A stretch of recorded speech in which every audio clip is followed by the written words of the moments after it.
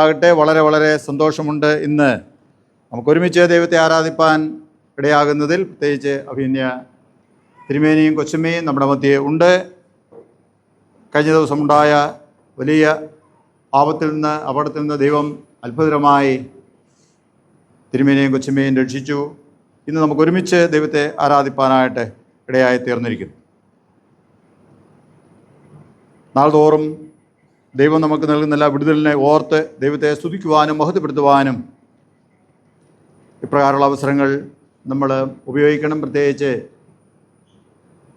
അതുമൂലമുണ്ടായ ബുദ്ധിമുട്ടുകൾ, ഭാരങ്ങൾ, ശാരീരിക ക്ലേശങ്ങൾ, മാനസിക ക്ലേശങ്ങൾ എല്ലാം ഉണ്ട്. അതെല്ലാം എത്രയും വേഗത്തിൽ മാറി കഴിഞ്ഞ കാലങ്ങളിൽ പ്രകാരം പ്രവർത്തിപ്പാനായിട്ട് ദൈവം ഇനിയും തിരുമേനിയെ കുറിച്ചും വിവേകിക്കട്ടെ എന്ന് ഞാൻ പ്രാർത്ഥിക്കുകയും ചെയ്യുന്നു.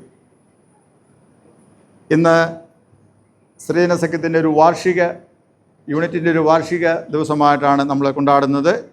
ആരാധനയ്ക്ക് ശേഷം പ്രത്യേകമായിട്ടുള്ള പ്രോഗ്രാമുകൾ ക്രമീകരിക്കപ്പെട്ടിരിക്കുന്നു. അതിൻ്റെ ഭാഗമായിട്ടാണ് ഇന്ന് പ്രത്യേകമായി ബഹുമാനുള്ള വികാരി അച്ഛൻ എന്നോട് പറയുകയും ക്ഷണിക്കുകയും ചെയ്തു. സ്ത്രീജന സഖ്യ അംഗങ്ങൾ പ്രത്യേകമായി ക്ഷണിച്ചു. എല്ലാത്തിനും പ്രത്യേകമായി നന്ദി അറിയിക്കുകയും ചെയ്യുന്നു. വാർഷികമാണെങ്കിലും സാധാരണ മീറ്റിംഗ് ആണെങ്കിലും സംഘടനാ മീറ്റിംഗ് ആണെങ്കിലും എന്താണെങ്കിലും ദൈവത്തിൻ്റെ മഹത്വമേറിയ വചനങ്ങൾ ധ്യാനിക്കുകയും അതിന് അനുസരിച്ച് പ്രതികരിക്കുവാൻ സഖ്യാംഗങ്ങളെ പ്രേരിപ്പിക്കുകയും ചെയ്യുക എന്നുള്ളത് എല്ലാ സംഘടനാ പ്രവർത്തനങ്ങളുടെയും ലക്ഷ്യമാകുന്നുവല്ലോ. അതുകൊണ്ട് ഇന്ന് പ്രത്യേകമായി നമുക്ക് ലഭിച്ച ഈ അവസരം കഴിഞ്ഞ ഒരു വർഷം സംഘടനയെ ദൈവം നടത്തിയ വിധങ്ങളെ ഓർത്ത് ദൈവത്തെ സ്തുതിക്കുവാനും മഹത്വപ്പെടുത്തുവാനും ഉള്ള ഒരവസരം കൂടെ ആയി തീരട്ടെ എന്ന് ഞാൻ ആശംസിക്കുകയും പ്രാർത്ഥിക്കുകയും ചെയ്യുന്നു. പ്രത്യേകിച്ച് ഞങ്ങൾ കുടുംബമായിട്ടുള്ള ആശംസകൾ സ്ത്രീജന സഖ്യ ഈ യൂണിറ്റ് നേരുന്നു. കഴിഞ്ഞ കാലങ്ങളിൽ വളരെ നന്നായി പ്രവർത്തിപ്പാൻ സംഘടനയെ ദൈവം, ജനങ്ങളെ ദൈവം, സ്ത്രീജന സഖ്യ അംഗങ്ങളെ ദൈവം ഉപയോഗിച്ചു. ഇനിയും ഏറ്റവും നന്നായി അതിലധികമായി ശുശ്രൂഷ ചെയ്യുവാൻ പ്രത്യേകമായിട്ട് ഇന്നത്തെ ദിവസത്തിൻ്റെ പ്രാധാന്യത്തെ ഉദ്ദേശിച്ച് പറഞ്ഞാൽ ദൈവത്തിൻ്റെ അതിമഹത്തായ ദൗത്യ നിർവഹണത്തിൽ പങ്കാളികളാകുവാൻ സ്ത്രീജന സഖ്യം അതിൻ്റെ പ്രവർത്തനങ്ങളിടയായി തീരട്ടെ എന്ന് ഞാൻ ആശംസിക്കുന്നു. സ്ത്രീജന സഖ്യ അംഗങ്ങൾ പ്രത്യേകമായി യൂണിഫോമിലേക്കിടെ വരുന്നത് കണ്ടു. വളരെ സന്തോഷമുണ്ട്. ആരും തെറ്റിദ്ധരിക്കേണ്ടല്ല. അവരും മാത്രമല്ല, എല്ലാ സ്ത്രീജനങ്ങളും സഖ്യാംഗങ്ങൾ മാത്രമല്ല, എല്ലാ സ്ത്രീജനങ്ങളും കൂടിയതാണ് തീർച്ചയായിട്ടും സ്ത്രീജന സഖ്യം എന്നുള്ളത് നമുക്ക് അറിയാമല്ലോ. അതുകൊണ്ട് യൂണിഫോമിൽ വന്നവർക്കും അല്ലാതുള്ളവർക്കും എല്ലാവർക്കും പ്രത്യേകമായുള്ള ആശംസകൾ നേരുകയും ചെയ്യുന്നു. ദൈവം സംഘടനാ പ്രവർത്തനങ്ങളെ കൂടുതലായിട്ട് അനുഗ്രഹിക്കട്ടെ. സഭയെക്കുറിച്ച് നമ്മൾ പഠിക്കുമ്പോൾ മനസ്സിലാക്കുന്ന ഒരു കാര്യം എന്ന് പറയുന്നത്, സഭയെ ഒരു ദൗത്യത്തിന് വേണ്ടിയാണ് ദൈവം ഭൂമിയിൽ ആക്കിയിരിക്കുന്നത്. ദൈവത്തിൻ്റെ ദൗത്യ നിർവഹണമാണ് സഭയുടെ ഈ ഭൂമിയിലുള്ള അതിൻ്റെ പ്രവർത്തന ലക്ഷ്യം എന്ന് പറയുന്നതിൻ്റെ ഉദ്ദേശം എന്ന് പറയുന്നത്. സഭ പ്രവർത്തനം എന്ന് പറയുന്നത് ദൈവത്തിൻ്റെ മിഷനിലുള്ള പങ്കുചേരലാണ്. അങ്ങനെയാണെങ്കിൽ എന്താണ് ദൈവത്തിൻ്റെ മിഷൻ? ദിവസം നമ്മൾ അകമാനമായിട്ട് നോക്കുമ്പോൾ നമുക്ക് കാണാൻ സാധിക്കുന്നത് ഏറ്റവും വലിയ മിഷനറി ദൈവമാണ്. ദൈവമാണ് ഒന്നാമത്തെ മിഷനറി. ദൈവമാണ് യഥാർത്ഥ മിഷനറി. ദൈവമാണ് മിഷൻ്റെ ഉടമസ്ഥൻ. അങ്ങനെയാണെങ്കിൽ എന്താണ് എന്താണ് മിഷൻ? മിഷൻ എന്ന് പറയുന്നത് വേറെ ഒന്നുമല്ല, ദൗത്യം എന്ന് നമ്മൾ മലയാളത്തിൽ പറയും. എന്താണ് ദൗത്യം? എന്തായിരുന്നു ദൈവത്തിൻ്റെ ദൗത്യം? എന്താണ് ദൈവം ആ ദൗത്യത്തിന് വേണ്ടി ചെയ്തുകൊണ്ടിരിക്കുന്നത്? ഈ ആധുനിക കാലത്ത് അതാരെയാണ്, അല്ലെങ്കിൽ ആർക്കാണ് അത് കൂടുതലായിട്ട് അല്ലെങ്കിൽ കൃത്യമായിട്ടും ആ ചുമതലകൾ ഉള്ളത് എന്നും കൂടെ നമ്മൾ നോക്കുക. ഒന്നാമത്തെ ദൗത്യം ഞാൻ പറഞ്ഞല്ലോ, മിഷൻ എന്ന് പറയുന്നത് ദൈവത്തിൻ്റെതാണ്. ദൈവമാണ് ഒന്നാമത്തെ മിഷനറി എന്ന് പറയുന്നു. ദൈവം ഭൂമിയിൽ മനുഷ്യനെ സൃഷ്ടിച്ചു. ഇന്ന് നമ്മൾ പാഠം വായിച്ചപ്പോൾ നോഹയുടെ ആ കാലഘട്ടത്തെക്കുറിച്ച് അവിടെ സൂചന നമ്മൾ കണ്ടു. ഭൂമിയിൽ മനുഷ്യനെ സൃഷ്ടിച്ചു, ദൈവം ഇവിടെ ആക്കി. ദൈവവുമായിട്ടുള്ള വളരെ സജീവമായിട്ടുള്ള ഊഷ്മളമായ ഒരു ബന്ധത്തിൽ ജീവിച്ച ഒരു കാലഘട്ടം മനുഷ്യനുണ്ടായിരുന്നു. സാധാരണ ഭാഷയിൽ പറഞ്ഞാൽ ലോകത്തിലെ എല്ലാ മനുഷ്യരും എന്ന് പറഞ്ഞാൽ ആദവും ഹവ്വയും അവർ ദൈവവുമായിട്ടുള്ള നല്ല ബന്ധത്തിലാണ് ജീവിച്ചിരുന്നത്. അങ്ങനെയായിരുന്നു ദൈവം അവരുടെ അവസരങ്ങൾ ഒരുക്കിയത്. എന്ന് നമുക്ക് കാണാൻ സാധിക്കും. എന്നാൽ ദൈവത്തിൻ്റെ ആ പ്രത്യേകമായിട്ടുള്ള ആ കരുതലിൽ നിന്ന്, കരവലയത്തിനുള്ളിൽ നിന്ന് മനുഷ്യൻ വഴുതിപ്പോയി. നമുക്കറിയാം, ഏദൻ തോട്ടത്തിൽ നിന്ന് അവർ പുറത്തായി. തുടർന്ന് മനുഷ്യവർഗം വർദ്ധിച്ചു എന്ന് ഇവിടെ പറഞ്ഞിരിക്കുന്നു. പാപം പെരുകിയതുകൊണ്ട് ദൈവത്തിന് അനിഷ്ടമായി തോന്നി മനുഷ്യനെ സൃഷ്ടിച്ചത് എന്ന് അവിടെ രേഖപ്പെടുത്തിയിട്ടുണ്ട്. തുടർന്ന് ആ മനുഷ്യരെല്ലാം നശിപ്പിക്കാനായിട്ട് ദൈവം തീരുമാനിച്ചു. അതുകൊണ്ട് നോഹയും കുടുംബത്തെയും ദൈവം അതിൽ നിന്ന് രക്ഷിച്ചു. ദൈവഭാഗത്തേക്ക് ചേർന്ന് നിൽക്കുക എന്നുള്ള ആ വലിയ മനുഷ്യനെ, നമ്മളിലൊക്കെ ദൈവം മനുഷ്യനെ സൃഷ്ടിച്ചപ്പോൾ അവനുള്ള കടമ സൃഷ്ടാവിനയിലേക്ക് തിരികെ, സൃഷ്ടാവിനെ അന്വേഷിക്കുക, സൃഷ്ടാവിൽ ശരണപ്പെടുക എന്നുള്ള അത് വിട്ട് സൃഷ്ടിയിലേക്ക് പൂർണ്ണമായിട്ടും തിരിഞ്ഞു പോയ മനുഷ്യനെ ദൈവം നശിപ്പിച്ചു. അല്പമെങ്കിലും ദൈവത്തോട് പറ്റുമാനമുണ്ടായിരുന്ന, അല്പമെങ്കിലും ദൈവവുമായിട്ടുള്ള ഒരു ദൈവഭയമുണ്ടായിരുന്ന നോഹയെയും കുടുംബത്തെയും ദൈവം രക്ഷിച്ചു. അല്പമല്ല, പൂർണ്ണമായും നോഹയ്ക്ക് ദൈവവിശ്വാസമുണ്ടായി. അതുകൊണ്ട് നോഹയുടെ വിശ്വാസം കാണണമെങ്കിൽ നമുക്ക് ദൈവം പറഞ്ഞ പോലെ അവൻ ചെയ്തു എന്നുള്ളതാണ് ആ വിശ്വാസത്തിൻ്റെ തെളിവ് എന്ന് പറയുന്നത്. പെട്ടകമുണ്ടാക്കാൻ പറഞ്ഞു, പെട്ടകമുണ്ടാക്കി. അന്നത്തെ സാഹചര്യത്തിൽ അതിനെക്കുറിച്ച് പറയുന്നുണ്ട്. വെള്ളപ്പൊക്കം, മലകളെ മൂടുന്ന വെള്ളപ്പൊക്കം എന്നൊക്കെ പറഞ്ഞാൽ, തോരാതെ പെയ്യുന്ന മഴ എന്ന് പറഞ്ഞാൽ അവിടെയുള്ള സാധാരണ അതങ്ങനെ മനസ്സിലാക്കിയില്ലായിരുന്നു. കാരണം അങ്ങനെ ഒരു രീതി ഇല്ലായിരുന്നതായിട്ട് നമുക്ക് മനസ്സിലാക്കാൻ സാധിക്കും. അതുകൊണ്ട് നോഹ പറഞ്ഞ കാര്യങ്ങൾ ജനങ്ങൾ വിശ്വസിച്ചില്ല എന്ന് കാണുവാൻ സാധിക്കും. വേറെ ആരും പോട്ടെ, അവരോട് കുടുംബ ബന്ധങ്ങളിൽ ഏർപ്പെടുവാനുണ്ടായിരുന്ന ആൾക്കാർ പോലും അത് വിശ്വസിച്ചില്ല എന്ന് നമുക്ക് അവിടെ കാണുവാനായിട്ട് സാധിക്കും. നോഹയെ രക്ഷിക്കുന്ന ദൈവം, നോഹയെ രക്ഷിച്ചത്, നോഹ നീതിമാനായിരുന്നു, ദൈവഭക്തനായിരുന്നു. അവരിൽ നിന്ന് അങ്ങനെയുള്ളൊരു തലമുറ ഉണ്ടാകണം എന്നാഗ്രഹിച്ചു, അല്ലെങ്കിൽ ദൈവത്തോട് ചേർന്ന് നിൽക്കുന്നൊരു തലമുറ ഉണ്ടാകണം എന്ന് ആഗ്രഹിച്ചു. വീണ്ടും മനുഷ്യൻ ഭൂമിയിൽ വർദ്ധിച്ചു. നമ്മൾക്ക് അതിൻ്റെ ചരിത്രം അറിയാം. ഏറ്റവും അവസാനം ദൈവം തൻ്റെ സ്വന്തം പുത്രനെ ഈ ഭൂമിയിലേക്ക് അയച്ചു. ദൈവം തന്നെ മനുഷ്യനായി അവതരിച്ചു. ദൈവഭാഗത്ത് അകന്നുപോയ ആളുകളെ ദൈവഭാഗത്തേക്ക് തിരികെ കൊണ്ടുവരുവാൻ അനന്തരഫലമായിട്ടുണ്ടായ കാര്യമാണ് നമ്മൾ ഇവിടെ ആയിരിക്കുന്നത്. ദൈവം തൻ്റെ പുത്രനിലൂടെ നേടിയെടുത്ത സഭ, അല്ലെങ്കിൽ ദൈവരാജ്യത്തിൻ്റെ ചെറിയ പതിപ്പാകുന്ന സഭ, രക്ഷിക്കപ്പെടുന്നവരുടെ കൂട്ടം, അങ്ങനെ ഒരു കൂട്ടത്തെ ദൈവം വേർതിരിച്ചു. ദൗത്യം വേറൊന്നുമല്ല. ആ കൂട്ടം എന്ത് ചെയ്യണം? ആ കൂട്ടം ദൈവഭാഗത്തേക്ക് വരണം, ദൈവഭാഗത്ത് ഉറച്ചു നിൽക്കണം. അവരോട് ബന്ധപ്പെടുന്നവർ ചുറ്റുപാടുള്ള എല്ലാ ആൾക്കാരെയും ഈ ദൈവത്തെങ്കിലേക്ക് ആകർഷിക്കണം. ചുരുക്കം പറഞ്ഞാൽ ഇത്രയേ ഉള്ളൂ. ദൈവത്തിന് അകന്നു പോയ മനുഷ്യരെ എന്ത് ചെയ്യുക? ദൈവഭാഗത്തേക്ക് കൊണ്ടുവരിക. സഭയുടെ ദൗത്യം അതാണ്. ചോദ്യം ഇതാണ്, സഭ അത് ചെയ്യുന്നുണ്ടോ, അല്ലെങ്കിൽ എന്തുമാത്രം ചെയ്യുന്നു? സഭ എങ്ങനെയാണ് അത് ചെയ്യുന്നത്? നമ്മൾ വേറെ സഭകൾ നമ്മൾ നോക്കണ്ട, നമ്മുടെ സഭയെ തന്നെ നോക്കാം. എങ്ങനെയാണ് നമ്മുടെ സഭ അത് ചെയ്യുന്നത്? നമ്മളിവിടെ വരുന്നു, പാട്ട് പാടുന്നു, പ്രാർത്ഥിക്കുന്നു, പ്രസംഗം കേൾക്കുന്നു, പോകുന്നു, അല്ലേ? നമ്മൾ ദൈവഭാഗത്തേക്ക് ഇങ്ങനെ ചേർന്നാണോ നമ്മുടെ നടത്തം എന്ന് നമ്മൾ ചിന്തിക്കുക. അല്ലെങ്കിൽ ദൈവാഭിമുഖമായിട്ടാണോ നമ്മുടെ നടത്തം? അങ്ങനെ നടക്കുന്നുവെങ്കിൽ ഓക്കെ, വെൽ ആൻഡ് ഗുഡ്, അല്ലേ? അതിനെ എങ്ങനെ നടക്കണമെന്നതിനെക്കുറിച്ച് വിശുദ്ധ തിരുവെഴുത്ത് നമുക്ക് തന്നിട്ടുണ്ട് നമ്മുടെ സ്വന്തം ഭാഷയിൽ. അത് വായിക്കുക, അതിൻ്റെ വിശദീകരണങ്ങൾ കേൾക്കുക, ധ്യാനിക്കുക, ദൈവത്തോട് പ്രാർത്ഥിക്കുക, ദൈവത്തിൻ്റെ വചനം അനുസരിച്ച് ജീവിക്കുക, ദൈവത്തിൻ്റെ സാക്ഷിയായിട്ട് തീരുക എന്നുള്ളതാണ് എൻ്റെ അർത്ഥം. സഭ വളർന്നു വന്നപ്പോൾ അതിൽ അവരെ എല്ലാവരെയും ചേർത്ത് നിർത്തേണ്ട ഒരു ഉത്തരവാദിത്വം കൂടെ അതിൻ്റെ അകത്ത് സഭയ്ക്കുണ്ടായി.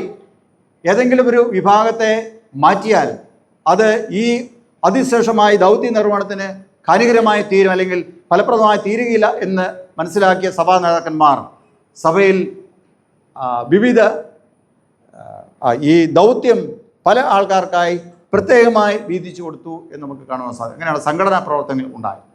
സംഘടന എന്ന് പറയുമ്പോൾ നമ്മൾ സ്ത്രീജന സഖ്യം എന്ന് പറയുമ്പോൾ നമ്മൾ വിട്ടുപോകുന്നൊരു പദമുണ്ട്, ക്രിസ്ത്യൻ സ്ത്രീജന സഖ്യം. നമ്മൾ ക്രിസ്ത്യാനികളായതുകൊണ്ട് ക്രിസ്ത്യൻ അങ്ങ് വിട്ടു, നമുക്ക് അറിയത്തില്ല. ക്രിസ്ത്യൻ സ്ത്രീജന സഖ്യം എന്ന് അറിയത്തില്ലാത്ത രീതിയിലാണ് കാര്യങ്ങൾ പോകുന്നത്. യുവജന പ്രസ്ഥാനം വിട്ടത് ഇതാണ്, ക്രിസ്ത്യൻ യുവജന പ്രസ്ഥാനം, അത് വിട്ടുപോയി. അതുപോലെ എല്ലാ സംഘടനയും, കാരണം അത് വിടാൻ കാരണം നമ്മൾ ഇതിൻ്റെ ഉള്ളിലായതുകൊണ്ടാണ് നമ്മൾ അത്ര കാര്യമായിട്ട് എടുക്കേണ്ടത്. എടുക്കാതിരിക്കുന്നത്. പക്ഷേ അത് കാര്യമായിട്ട് എടുക്കേണ്ട സംഗതി തന്നെയായിരുന്നു. ഇടയ്ക്കിടയ്ക്ക് ഓർമ്മപ്പെടുത്തേണ്ടതായിരുന്നു. നമ്മൾ ക്രിസ്ത്യാനികളാണ്, ക്രിസ്ത്യൻ യൂത്താണ്, ക്രിസ്ത്യൻ കൊയറാണ്, ക്രിസ്ത്യൻ വിമൻസ് ആണ്, ക്രിസ്ത്യൻസ് മെൻ ആണ്, എല്ലാം ക്രിസ്ത്യനാണ്. ക്രിസ്ത്യൻ എന്ന് വിടുന്നോ, ആ ഒരു ദർശനം എന്ന് വിടുന്നോ, എന്ന് അതിന് നമ്മൾ വില കൊടുക്കാതിരിക്കുന്നോ, നമ്മൾ ഈ ദൈവം നമ്മളെ ഏൽപ്പിച്ച വലിയ ദൗത്യത്തിന് പുറംതിരിഞ്ഞാണ് പോകുന്നത് എന്ന് മറന്നു പോകാൻ. അപ്പം എല്ലാവരും, ഒരു വിഭാഗത്തിലുള്ള ആളുകൾ പോലും ഈ ദൈവാഭിമുഖമായുള്ള നടത്തത്തിൽ പുറകോട്ട് പോകരുത്. അതിനാണ് ഇപ്രകാരം എല്ലാവരെയും ചേർത്ത് നിർത്തുന്നത് എന്ന് നമ്മൾ മറന്നു പോകണം. അതിൽ വളരെ പ്രധാനപ്പെട്ട ഒരു സംഘടനയാണ് സ്ത്രീജന സഖ്യം എന്നുള്ളത്. ഓക്കെ, അപ്പം അങ്ങനെ നമുക്കതിനെക്കുറിച്ച് ചിന്തിക്കാം. സ്ത്രീജന സഖ്യത്തിൻ്റെ പ്രവർത്തന ഫലമായിട്ട് എന്ത് ചെയ്യണം? സ്ത്രീജനങ്ങൾ എല്ലാവരും, പ്രത്യേകിച്ചും അവരിലൂടെ മറ്റ് ആൾക്കാരും, അവരുടെ കുടുംബാംഗങ്ങളും പ്രിയപ്പെട്ടവരും സഭാമക്കളെല്ലാവരും എന്ത് ചെയ്യണം? അവരെല്ലാവരും ദൈവാഭിമുഖമായിട്ട് ദൈവത്തെ ലക്ഷ്യം വെച്ച് ദൈവമുഖത്തേക്ക് നോക്കി യാത്ര ചെയ്യണം എന്നുള്ളത് തന്നെ. ഇന്നത്തെ ചിന്തയ്ക്കായിട്ട് ഞാൻ തിരഞ്ഞെടുത്തിരിക്കുന്ന വേദഭാഗം എസ്തേറിൻ്റെ പുസ്തകമാണ്. നമുക്ക് വളരെ വളരെ പരിചിതമായ പുസ്തകം. എസ്തേർ, നമുക്കറിയാം, എസ്തേറിൻ്റെ ചരിത്രം അറിയത്തില്ലാത്ത സ്ത്രീജന സഖ്യങ്ങൾ ഇല്ല എന്നെനിക്കറിയാം. എങ്കിലും ഒന്നുകൂടെ നമുക്ക് വളരെ കുറച്ച് സമയത്ത് അതിനെക്കുറിച്ച് ധ്യാനിക്കാം. എസ്തേറിൻ്റെ പുസ്തകം 4-ാം അധ്യായം 16-ാം വാക്യത്തിൻ്റെ നടുക്കുള്ള ഭാഗമാണ് പ്രധാനമായിട്ട് ഞാൻ ഫോക്കസ് ചെയ്യുന്നത്. എസ്തേർ 4:16, അത് മുഴുവൻ ഞാൻ വായിക്കാം. നീ ചെന്ന് ശൂശനിൽ ഉള്ള എല്ലാ യഹൂദന്മാരെയും ഒന്നിച്ചുകൂട്ടി നിങ്ങൾ 3 ദിവസം രാവും പകലും തിന്നുകയോ കുടിക്കുകയോ ചെയ്യാതെ എനിക്ക് വേണ്ടി ഉപവസിപ്പിൻ. ഞാനും എൻ്റെ ബാല്യക്കാരത്തികളും അങ്ങനെ തന്നെ ഉപവസിക്കും. പിന്നെ ഞാൻ നിയമപ്രകാരമല്ലെങ്കിലും രാജാവിൻ്റെ അടുക്കൽ ചെല്ലും. ഞാൻ നശിക്കുന്നുവെങ്കിൽ നശിക്കട്ടെ. എസ്തേറിൻ്റെ പ്രസ്താവനയാണ്. മൊർദെഖായിയോട് പറഞ്ഞു വിടുന്ന ഒരു കാര്യമാണ്. നിങ്ങൾ ഒരു കാര്യം ചെയ്യണം, ഞാനും ആ കാര്യം ചെയ്യും. അതെ, നടുഭാഗത്താണ് അത് പറഞ്ഞിരിക്കുന്നത്. ഞാനും എൻ്റെ ബാല്യക്കാരത്തികളും അങ്ങനെ തന്നെ ഉപവസിക്കും. സന്ദർഭം നമുക്കറിയാം. എസ്തേർ രാജ്ഞി ആ രാജ്യത്തിൻ്റെ സാമ്രാജ്യത്തിൻ്റെ പരിധിക്കുള്ളിലുള്ള 120 സംസ്ഥാനങ്ങളിൽ ഉള്ള സകല യഹൂദന്മാരെയും നശിപ്പിക്കണമെന്നുള്ള കൽപ്പന പുറപ്പെട്ടതിൻ്റെ അനന്തരഫലമായി യഹൂദന്മാരെ ബാധിച്ച, അല്ലെങ്കിൽ യഹൂദന്മാരെ അകപ്പെട്ട വലിയ വിപത്ത് എന്ന് പറഞ്ഞാൽ, ആ ഏതാനും ദിവസങ്ങൾക്ക് ശേഷം ഒറ്റ യഹൂദനും ആ രാജ്യത്ത് ഇല്ല. മൊർദെഖായി ഉൾപ്പെടെ, ഒരുപക്ഷെ എസ്തർ രാജ്ഞി ഉൾപ്പെടെ എന്ന് വേണം നമുക്ക് കരുതാം. മൊർദെഖായിനെ കുറിച്ച് പറയുന്നുണ്ട്, നീ ഒരുപക്ഷെ വേണമെങ്കിൽ രക്ഷപ്പെട്ടേക്കാം, ഞങ്ങൾ നശിച്ചാൽ, എന്നാലും ദൈവം ഞങ്ങളെ രക്ഷിക്കും, അന്ന് നിനക്ക് രക്ഷയുണ്ടാകുകയില്ല എന്ന് പറയുന്ന ഭാഗം നമുക്ക് വളരെ ശ്രദ്ധേയമാണ്. വളരെ കടന്നു വരുന്ന ഏറ്റവും വലിയ വിപത്തിനെ അഭിമുഖീകരിക്കാൻ അവർ തയ്യാറെടുക്കുന്നതാണ് ഇവിടെ കാണുന്നത്. അത് വേറെ ഒന്നിലും ആശ്രയിച്ചല്ല, ദൈവത്തിൽ, സർവശക്തനായ ദൈവത്തിൽ ആശ്രയിച്ച് അതിനെ, ആ വലിയ വിപത്തിൽ നിന്ന് രക്ഷ നേടുവാൻ ജനത്തെ പ്രേരിപ്പിക്കുന്ന, ബാല്യക്കാരത്തികളെ കൂട്ടിവരുത്തുന്ന, യഹൂദന്മാരെ എല്ലാവരെയും കൂട്ടിവരുത്തുന്ന ഒരു ചിത്രമാണ് നമുക്കവിടെ കാണുവാൻ സാധിക്കുന്നത്. അവിടെ മൊർദെഖായി പറഞ്ഞാൽ യഹൂദന്മാർ, ആ പ്രദേശത്തുള്ള യഹൂദന്മാർ ഒരുമിച്ച് കൂടും. ഇവിടെ എസ്തർ രാജ്ഞി പറയുന്നത്, നീ എന്ത് ചെയ്യണം? മൊർദെഖായിയോട് പറയാണ്, നീ ഈ കാര്യം അവിടെ നിൻ്റെ ചുറ്റുമുള്ള ആൾക്കാരോട് പറയണം, യഹൂദന്മാരോട് പറയണം. എന്നിട്ട് നീ 3 ദിവസം ഉപവസിക്കണം, രട്ടെടുക്കണം, ഉപവസിക്കണം, ഭക്ഷണമൊന്നും കഴിക്കാതെ ഉപവസിക്കണം 3 ദിവസം. എന്താണ് സംഭവം വേറൊന്നുമല്ല, നീ പറഞ്ഞ പോലെ നിൻ്റെ ആഗ്രഹപ്രകാരം ഇങ്ങനൊരു വിപത്ത് വരുന്നു എന്ന് രാജാവിനെ അറിയിച്ച് അതിൽ നിന്നുള്ള വിടുതൽ പ്രാപിക്കണം. അതിന് നിനക്ക് മാത്രമേ കഴിയുള്ളൂ, നീ നിശ്ചയിക്കാതെ അത് നടക്കുകയില്ല എന്ന് പറഞ്ഞപ്പോൾ എസ്തേറിൻ്റെ അപകടാവസ്ഥ, ആ പോയി അറിയിക്കുക എന്നുള്ള വലിയ ചുമതലയുടെ അപകടം മനസ്സിലാക്കി അവസാനം മൊർദെഖായിയുടെ ആ എന്താ പറയുക, ഒരു പ്രത്യേകമായ രീതിയിലുള്ള സംഭാഷണമാണ് അവിടെ രേഖപ്പെടുത്തിയിരിക്കുന്നത്. അങ്ങനെ ആ മൊർദെഖായിയുടെ വെല്ലുവിളി എന്ന് വേണമെങ്കിൽ പറയാം, വെല്ലുവിളി സ്വീകരിച്ചുകൊണ്ട് ഇവിടെ പറയുകയാണ്, ഒരു കാര്യം ചെയ്യാം, സാധാരണ ഉള്ള പോലെ അല്ല ഇവിടുത്തെ രീതി. ഇവിടുത്തെ രീതി വളരെ വ്യത്യാസമാണ്. ഒരാളെ, ഒരു രാജാവിനെ, അവിടുത്തെ ചക്രവർത്തിയെ അവിടെ നേരെ ചെന്ന് കാണാനൊന്നും പറ്റത്തില്ല. രാജാവ് അനുവദിച്ചല്ലാതെ അവിടെ കയറാൻ പറ്റത്തില്ല. ഇനി ആരെങ്കിലും അങ്ങനെ വന്നുപെട്ടാൽ രാജാവിന് ആ കാര്യം ഇഷ്ടമാണെങ്കിൽ മാത്രം രാജാവ് തന്റെ ചെങ്കോൽ നീട്ടും. ചെങ്കോൽ നീട്ടിയാൽ അവൻ അവിടുത്തെ വരാം. നീട്ടിയില്ലെങ്കിൽ അവൻ്റെ കഴുത്തിന്മേൽ തല കാണത്തില്ല. അതാണ് ശിക്ഷ. അത് കൃത്യമായിട്ടും അറിയാം. അതാണ് എസ്തർ രാജ്ഞി പറയുന്നത്, ഞാൻ നശിക്കുന്നുവെങ്കിൽ നശിക്കട്ടെ. രാജാവ് പറഞ്ഞല്ലാതെ എനിക്ക് വരാൻ പറ്റത്തില്ല, സമയം തന്നിട്ടല്ലാതെ വരാൻ പറ്റത്തില്ല. അത് വലിയൊരു വിപത്താണ്. എനിക്ക് അവിടെ ചെല്ലാൻ പറ്റത്തില്ലെങ്കിൽ, ഞാൻ ആ കാര്യം രാജാവിന് മുമ്പാകെ അറിയിക്കാൻ പറ്റത്തില്ലെങ്കിൽ, സാധിക്കുന്നില്ലെങ്കിൽ എൻ്റെ കാര്യവും പോകും, നിങ്ങളുടെ കാര്യവും പോകും. അതുകൊണ്ട് അപകടം ഇരട്ടിയാണ്. അതുകൊണ്ട് നിങ്ങൾ പ്രാർത്ഥിക്കണം, ദൈവത്തോട് പ്രാർത്ഥിക്കണം. ഇവിടെ ഞാനും അങ്ങനെ ചെയ്യും, ഞാൻ മാത്രമല്ല എൻ്റെ കൂടെയുള്ള ബാല്യക്കാരത്തികളും അങ്ങനെ ചെയ്യും എന്ന് അവിടെ പറഞ്ഞു. വരാൻ പോകുന്ന വിപത്തിനെ അതിജീവിപ്പാൻ ദൈവത്തിൽ ആശ്രയിച്ചുകൊണ്ട് ദൈവസന്നിധിയിൽ തൻ്റെ കൂടെയുള്ളവരെ ഒരുമിച്ച് നിർത്തുന്ന, സ്ത്രീജനങ്ങളെ ഒരുമിച്ച് നിർത്തുന്ന, പുരുഷന്മാരെ ഒരുമിച്ച് കൂടണം എന്ന് ആഹ്വാനം ചെയ്യുന്ന എസ്തേറിനെ നമുക്കവിടെ കാണുവാൻ സാധിക്കും.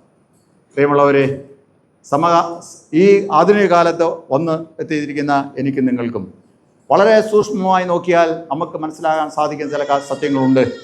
നമ്മൾ ജീവിക്കുന്ന സമൂഹം എന്ന് പറയുന്നത് ഒരുപക്ഷെ പുരോഗതിയുടെ കാലഘട്ടം എന്ന് പറഞ്ഞാലും അതിനിടയിൽ വളരെ വളരെ അപകടകരമായ ഘട്ടങ്ങളിലൂടെയാണ് നമ്മുടെ തലമുറ കടന്നു പോകുന്നത് എന്ന് മറന്നു പോകാം. നമ്മുടെ തലമുറ എന്ന് പറഞ്ഞാൽ സീസക്കാർ എന്ന് മാത്രമല്ല ഞാൻ ഉദ്ദേശിച്ചത്. നമ്മുടെ സമൂഹത്തിൽ വളരെ വലിയ വിപത്തുകളുണ്ട്. വിപത്ത് എന്ന് പറയുന്നത് മറ്റൊന്നുമല്ല. വിപത്ത് എന്ന് പറയുന്നത് നേരോടെ നടക്കേണ്ടവർ, നീതിയായി പ്രവർത്തിക്കേണ്ടവർ, നല്ലത് ചിന്തിക്കേണ്ടവർ, അങ്ങനെയുള്ള ആളുകൾ അതങ്ങനെ ചെയ്യാതെ പോകുന്ന ഒരവസ്ഥയാണ്. അങ്ങനെ ചെയ്യാൻ വളർന്നു വരേണ്ട തലമുറയെ ഇരുട്ടിലേക്ക് തള്ളിവിടുന്ന, സുബോധത്തോടെ ഇരിക്കുന്ന തലമുറയെ അബോധാവസ്ഥയിൽ ആക്കി അതിൽ നിന്ന് നേട്ടം കൊയ്യുന്ന ഒരു പ്രവണത ഏതൊരു കാലത്തുള്ളതിനേക്കാളും കൂടി വരുന്നൊരു കാലഘട്ടത്തിലാണ് നാം എത്തി നിൽക്കുന്നത്. നമ്മുടെ തലമുറ അങ്ങനെ അപ്രകാരം പോകാതിരിക്കാനായിട്ട്, അവർ ദൈവവുമായിട്ടുള്ള ചേർന്നൊരു ജീവിതം നയിക്കാനായിട്ട് ഇടയാകുന്നതിന് വേണ്ടി വേറെ ഒന്നുമേ ഇല്ല. ഇവിടെ എസ്തേർ പറഞ്ഞതുപോലെ ഉപവസിക്കുക, പ്രാർത്ഥിക്കുക. ഉപവസിക്കുക, പ്രാർത്ഥിക്കുക. എന്തിനു വേണ്ടി? തലമുറയ്ക്ക് വേണ്ടി പ്രാർത്ഥിക്കേണ്ട കാലഘട്ടം അതിക്രമിച്ചിരിക്കുകയാണ്. സ്ത്രീസഖ്യാംഗങ്ങളോട് എനിക്ക് പറയാനുള്ള ഒരു കാര്യം ഇതാണ്. നമ്മൾ വളരെ കൃത്യമായി, വളരെ ചിട്ടപ്പെടുത്തിയ ഒരു പ്രവർത്തന രീതി നമുക്കുണ്ടാക്കേണ്ടതായിട്ടുണ്ട്.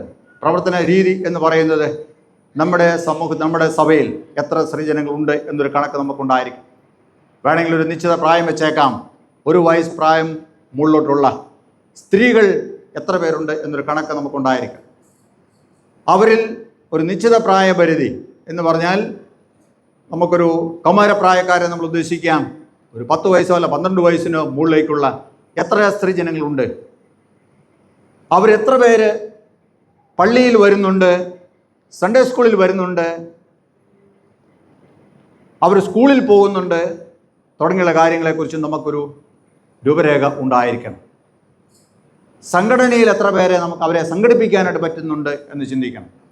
പലപ്പോഴും 100ഉം അതിലധികവും സ്ത്രീജനങ്ങളുള്ള പള്ളികളിൽ വെറും 10ഓ 20ഓ, അങ്ങേറ്റം പോയ 25-30 താഴെ വരുന്നു. വർഷത്തിലൊരിക്കൽ പോലും അവരെ ഒരുമിച്ച് കൂട്ടാൻ നമുക്ക് പറ്റുന്നു. എന്താണ് നമ്മുടെ പ്രവർത്തനം? എന്തിനെ നമ്മൾ ലക്ഷ്യം വയ്ക്കും? സമൂഹത്തിൽ ഏറ്റവും കൂടുതൽ സ്വാധീനം ചെലുത്താൻ പറ്റിയ ഒരേ ഒരു വിഭാഗം ആളുകൾ എന്ന് പറയുന്നത് അമ്മമാരാണ്, മാതാക്കളാണ്. അങ്ങനെയെങ്കിൽ അവരെ ഏറ്റവും നല്ല രീതിയിൽ അവർക്കൊരു ദിശാബോധം നൽകിയാൽ, സംഘടനാപരമായി ഒരു ദിശാബോധം നമുക്ക് അവർക്ക് കൊടുക്കുവാൻ പറ്റുന്നെങ്കിൽ നമ്മുടെ തലമുറ രക്ഷപ്പെടുമെന്നുള്ള കാര്യത്തിൽ യാതൊരു സംശയവുമില്ല. അവർ ദൈവപ്രസാദമുള്ള തലമുറയായി വരും എന്നുള്ള കാര്യത്തിൽ യാതൊരു സംശയവുമില്ല.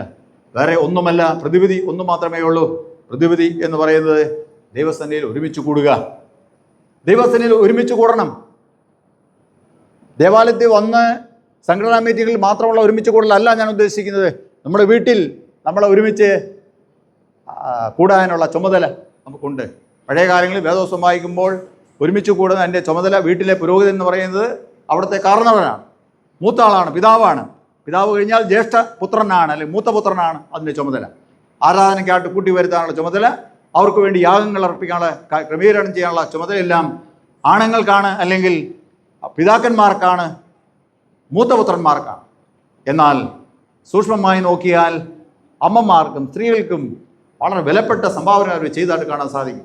വേദോസ്തത്തിൽ പറയുന്ന വളരെ പ്രധാനപ്പെട്ട പുരുഷന്മാർ, നേതാക്കന്മാർ വന്നിരിക്കുന്നത് മുഴുവനും സ്ത്രീകളുമായിട്ടുള്ള അവരുടെ ദൈവ ബന്ധത്തിൽ നിന്ന് ഉടലെടുത്തതാണ് എന്ന് നമ്മൾ മറന്നു പോകരുത്. അവരുടെ പ്രാർത്ഥനയും അവരുടെ സമർപ്പണമാണ് അവരെ വലിയ വലിയ ആൾക്കാരാക്കിയത് എന്ന് നമ്മൾ മറന്നു പോകരുത്.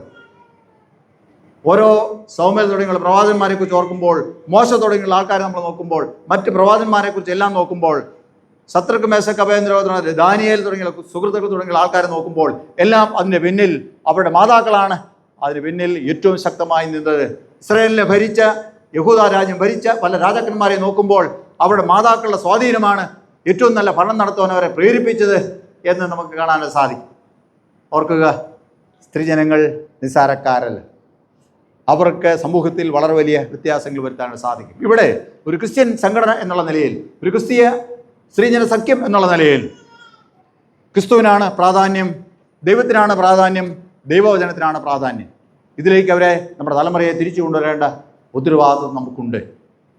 നമുക്ക് എപ്രകാരം അതിൽ മുന്നേറാൻ സാധിക്കും. പല പ്രോഗ്രാമുകൾ നമ്മൾ വെക്കാറുണ്ട്, പക്ഷേ അതൊന്നും നമ്മൾ ഉദ്ദേശിക്കുന്ന സഭയെ ദൈവം ഏൽപ്പിച്ചിരിക്കുന്ന ദൗത്യ നിർവഹണത്തിൽ പൂർണ്ണമായിട്ടും പോകാൻ പറ്റുന്നില്ല എന്നുള്ളതാണ്. അതുകൊണ്ട് എനിക്ക് ഈ സന്തോഷവേളയിൽ ഈ പ്രത്യേക വാർഷിക ദിനത്തിൽ നിങ്ങളോട് പറയാനുള്ളത്, നമ്മളൊരു തീരുമാനമെടുത്തുകൊണ്ട് പോവുക. പ്രാർത്ഥനയുടെ ചുമതല നിങ്ങൾക്കാണ്. നിങ്ങൾ നിങ്ങളുടെ വീട്ടിലെ പ്രാർത്ഥന ഒരുപക്ഷെ നിങ്ങൾ പറയുമായിരിക്കും, തിരുമേനി ഞങ്ങൾ തന്നെ എപ്പോഴും പ്രാർത്ഥിക്കുന്നു പറയുമായിരിക്കില്ല. ഞങ്ങൾ തന്നെയാണ് പ്രാർത്ഥിക്കുന്നത് എന്ന് പറഞ്ഞ അർത്ഥം എന്നാ? വേറെ ആരുമില്ല, നിങ്ങൾ തന്നെയാണ് പ്രാർത്ഥിക്കുന്നത്. അതൊന്നും മാറ്റി നിങ്ങളതിൻ്റെ ലീഡർഷിപ്പിലേക്ക് വരണം. ഒരാൾ തന്നെയാണ് ലീഡറാകത്തില്ലല്ലോ, ലീഡർഷിപ്പിലേക്ക് വരണം. കുഞ്ഞുങ്ങളെ എന്ത് ചെയ്യണം? കൂട്ടിയിരുത്തണം. ബാക്കിയുള്ള പുരുഷന്മാർ ആരെല്ലാം അവിടെ ഉണ്ടോ, അവർ മക്കളായിക്കോട്ടെ അല്ലെങ്കിൽ പ്രായമുള്ളവരായിക്കോട്ടെ, അവരെയും കൂടെ കൂട്ടിക്കൊണ്ടുവരാനുള്ള ഒരു ശ്രമം നമുക്കുണ്ടാകണം. പ്രാർത്ഥിക്കുക, നമ്മുടെ തലമുറയ്ക്ക് വേണ്ടി പ്രാർത്ഥിക്കുക, നമ്മുടെ സഭയ്ക്ക് വേണ്ടി പ്രാർത്ഥിക്കുക, തെറ്റിപ്പോകുന്ന അനേക ജനങ്ങൾക്ക് വേണ്ടി പ്രാർത്ഥിക്കുക. തിന്മയ്ക്കെതിരെ നിൽക്കാനായിട്ട് നമ്മുടെ തലമുറ പ്രാപ്തി നേടേണ്ടത് ആവശ്യമാണ്. കണ്ടില്ല കേട്ടില്ല എന്ന് പറഞ്ഞു പോകാനല്ല, കണ്ടും കേട്ടും അതിൽ നിന്ന് ഒഴിവായി പോകുവാനായിട്ട് ശരിക്കും ദൈവത്തിൽ ആശ്രയിച്ച് മുമ്പോട്ട് പോകാനുള്ള ആ ഒരു ദർശനബോധം കൊടുക്കുവാൻ, ദിശാബോധം നൽകുവാൻ സ്ത്രീജന സഖ്യത്തിന് കഴിയും. കാരണം നിങ്ങൾക്ക് അതിനുള്ള ശക്തിയുണ്ട്. എന്തും സഹിക്കാൻ നിങ്ങൾക്കുള്ള കഴിവ് ദൈവം തന്നിട്ടുണ്ട്. എസ്തേർ പറയുന്ന വാചകം വളരെ ശ്രദ്ധേയമാണ്.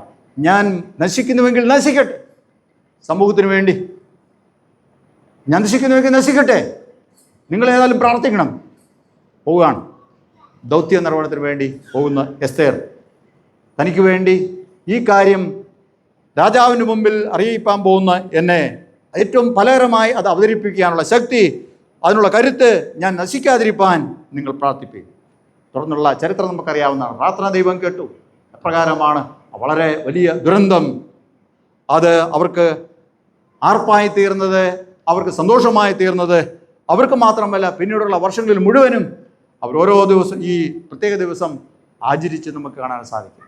വളരെ വലിയൊരു സന്തോഷം അതിന് ശേഷം ഉണ്ട് എന്ന് നമ്മൾ മറന്നു പോകരുത്. അതുകൊണ്ട് നമുക്ക് ഇപ്രകാരം നമുക്ക് തീരുമാനിക്കാം, ദൈവമേ ഞങ്ങളുടെ സഭകളിലുള്ള എല്ലാ സ്ത്രീജനങ്ങളെയും അവിടെ നിന്ന് അനുഗ്രഹിക്കണം. അവരെ ഇടയ്ക്കിടയ്ക്ക് എന്ത് ചെയ്യുക, ഇന്നത്തെ പോലെ കൂട്ടി വരുത്തുക. വീട്ടിൽ എന്ത് ചെയ്യുക, വീട്ടിൽ നിങ്ങൾ മധ്യസ്ഥയോട് പ്രാർത്ഥിക്കുക. തീർച്ചയായിട്ടും അതിന് ഏതെല്ലാം നമ്മുടെ സഹോദരിമാരുടെ വീട്ടിൽ പ്രാർത്ഥന ഇല്ല എന്ന് എന്ത് ചെയ്യണം, നിങ്ങളൊന്ന് രഹസ്യമായിട്ട് അന്വേഷിക്കുന്നത് നല്ലതാണ്. പ്രാർത്ഥിക്കാത്ത നമ്മുടെ സ്ത്രീജന സഖ്യങ്ങൾ ഏതെല്ലാം വീട്ടിലാണ് അങ്ങനെ അവരുള്ളത്? എന്താണ് അതിന് കാരണം? എങ്ങനെ അവരെ ആ ഒരു ശീലത്തിലേക്ക് കൊണ്ടുവരാനായിട്ട് സാധിക്കും? എന്താണ് അവരെ അതിൽ നിന്ന് പുറകോട്ട് വലിക്കുന്ന സംഗതികൾ? എന്താണ് അവരെ അഭിമുഖീകരിക്കുന്ന പ്രശ്നം? അത് നമുക്ക് ദൈവത്തിൻ്റെ അർപ്പിക്കാം, പ്രാർത്ഥിക്കാം എന്ന് പറയാൻ വചനത്തിൻ്റെ അടിസ്ഥാനം നിന്ന് സ്ത്രീജനങ്ങളെ, സഭയിലെ സ്ത്രീജനങ്ങളെ, അവരിലൂടെ സഭയെ ആകമാനം ഓരോ കുടുംബങ്ങളെയും ദൈവവുമായി നടത്തുവാൻ, അവർക്ക് ദിശാബോധം നൽകുവാൻ, നമ്മുടെ തലമുറ ദൈവത്തിൽ ആശ്രയിച്ച് വളരുന്ന ഒരു തലമുറയായി തീരുവാൻ ദൈവം നമുക്ക് സഹായിക്കട്ടെ. പ്രത്യേകിച്ച് സ്ത്രീജന സഖ്യത്തിൻ്റെ പ്രവർത്തനങ്ങൾ മൂലം ഈ യൂണിറ്റ് മാത്രമല്ല, നമ്മുടെ മകളുടെ എല്ലാ യൂണിറ്റുകളും അപ്രകാരമായി തീരട്ടെ എന്ന് പ്രാർത്ഥിക്കുന്നു. വാക്യം ഒന്നുകൂടെ ഓർപ്പിക്കാം. എസ്തേറിൻ്റെ പുസ്തകം 4-ാം അധ്യായം അതിൻ്റെ 16-ാം വാക്യത്തിൻ്റെ 2-ാമത്തെ ഭാഗം. എനിക്ക് വേണ്ടി ഉപവസിപ്പീൻ, ഞാനും എൻ്റെ ബാല്യക്കാർത്തികളും അങ്ങനെ തന്നെ ഉപവസിക്കും. ഒരു നേരമെങ്കിൽ ഭക്ഷണം ഈ പ്രത്യേകമായ കാര്യത്തിന് വേണ്ടി മാറ്റിവെച്ചിട്ട് അത് ഉപേക്ഷിച്ചുകൊണ്ട് ദൈവസന്നിധിയിലേക്ക് മുട്ടുമടക്കാം. സ്ത്രീജനങ്ങളെ, നിങ്ങൾ അങ്ങനെ മുട്ടുമടക്കുമ്പോൾ അതിൻ്റെ വ്യത്യാസം എന്ന് പറയുന്നത് വളരെ വലുതായിരിക്കും. നിങ്ങൾ നിങ്ങളുടെ മക്കൾക്ക് വേണ്ടി പ്രാർത്ഥിച്ചില്ലെങ്കിൽ, നമ്മൾ നമ്മുടെ മക്കൾക്ക് വേണ്ടി പ്രാർത്ഥിച്ചില്ലെങ്കിൽ, വേറെ ആരും ഈ ഭൂമിയിൽ അവർക്ക് വേണ്ടി പ്രാർത്ഥിപ്പാൻ ഇല്ല എന്നും മറന്നു പോകാൻ. കണ്ണീരോടെ നമ്മുടെ തലമുറയ്ക്ക് വേണ്ടി പ്രാർത്ഥിക്കാൻ നമുക്ക് മാത്രമേ സാധിക്കുകയുള്ളൂ. അമ്മയ്ക്ക് മാത്രമേ സാധിക്കുകയുള്ളൂ. ഒരു മാതാവിന് മാത്രമേ അത് സാധിക്കുകയുള്ളൂ. പിതാവിനും സാധിക്കും തീർച്ചയായിട്ടും. അവരെ മാറ്റി നിർത്തിക്കൊണ്ടല്ല ഞാൻ പറഞ്ഞെങ്കിലും സ്ത്രീകളെ ഉദ്ദേശിച്ച് പറയുമ്പോൾ അവർക്ക് വളരെ അതിന് സാധിക്കുമെന്നുള്ള കാര്യത്തിൽ യാതൊരു സംശയവും. അങ്ങനെ അംഗീകരിക്കപ്പെട്ടൊരു സ്ത്രീജനസഖ്യമായി തീരുവാൻ, ഒരു സഭയായി വളരുവാൻ, അവരെല്ലാവരും നാം എല്ലാവരും ദൈവാഭിമുഖമായി വളരുവാനുള്ള അവസരമായി തീരട്ടെ. ദൈവം നമ്മളെ അതിനായിട്ട് ശക്തിയിരിക്കുകയും ബലപ്പെടുത്തുകയും ചെയ്യുമാറാകട്ടെ. അപ്പോൾ പിതാവായ ദൈവത്തിനും പുത്രനായ ദൈവത്തിനും പരിശുദ്ധാത്മാവായ ദൈവത്തിനും സകല ബഹുമാനം ബോധവും കലാവസാനം കൂടാതെ ഉണ്ടായിരിക്കുമാറാകട്ടെ.